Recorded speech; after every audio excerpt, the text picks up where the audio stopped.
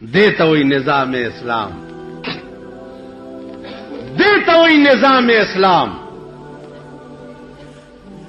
یو خزراله او شکایت یو چو عمره دے خرش عمر فاروق ورترا پاسه دو لارې لورترا نظام اسلام در تخه په منبر ولار دے خطبه وای یو غلام را پاسه دو دے گریوان نیونی و منبر نے اعلان دے را کیس کو ورته ولی بچیا ودا د پیغمبر منبر دے ته په دې خطبه نشي ویلې په دې به هغه څوک خطبه وای چې پچا کې عدل او انصاف ته ظالم وي چې ولی وی په مال غنیمت کې صادره راغلی وي مام ته کمیس جوړ کړي او تام ته جوړ کړي زما کمیس لند دی او ستاوګد دی معلومیږي دا چې تازان لدو صادره ساتلې نو تعمیر المؤمنین نه ته ظالم. حضرت عمر لاندې ولاړو دنیا ناس تا په مسجد نبوي کې او زوی راوغختو چې بچیا زما دا کمیس وګدولې جوړ دی پلار ما یو خپل صادرم تعالی درکړ چا غلام ته دا خبره وکړه ورته زو سوخه ج منبر ته خطبه شروع دیتا وی نظام اسلام. چا امیر المؤمنین ته وی جو عمر فاروق ده فرش پمنډه ولا را ماشومې غېږ کې ورته لو عمر په دې مې پوهه کا چې دا قران یوازې زمونږ د لپاره قانون دی او کستاوم دی. عمر فاروق ورته دار چا د لپاره دی ارچا د لپاره ورچا د لپاره دی وې زما دا غېږ کې هم ستا امانت دی ستاسوی ما سره زنا کړی دا دغه نه پیدا وی چې خاویو وې زبی بي په مخه دی کور تراغه او زوی د سر نرونی او دیوال سره ډغری ور او جلاد روغختو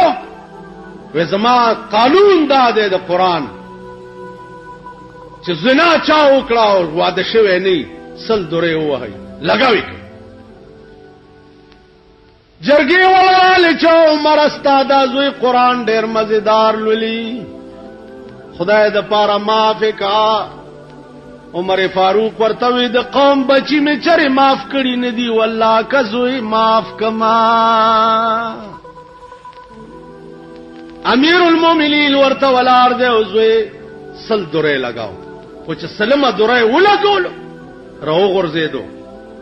لته ټکولې راغه په دې مخې ورته لاس وال ول بچیا کتمر شو مونږه خخ کړي نو ستا ملاقات به جناب محمد رسول الله سره وش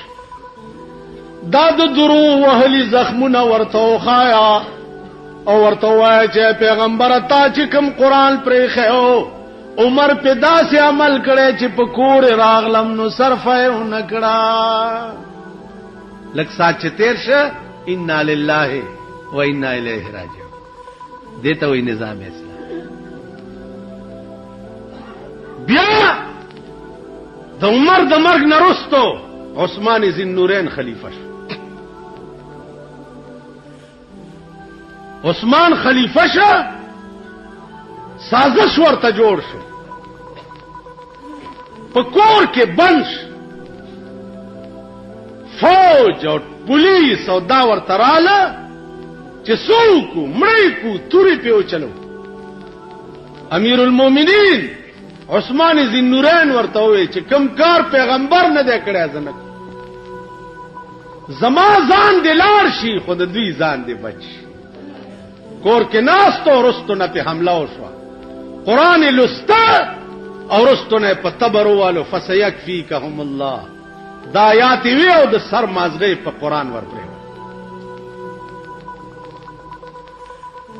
زما عزیزانو دې ته وی نظام اسلام.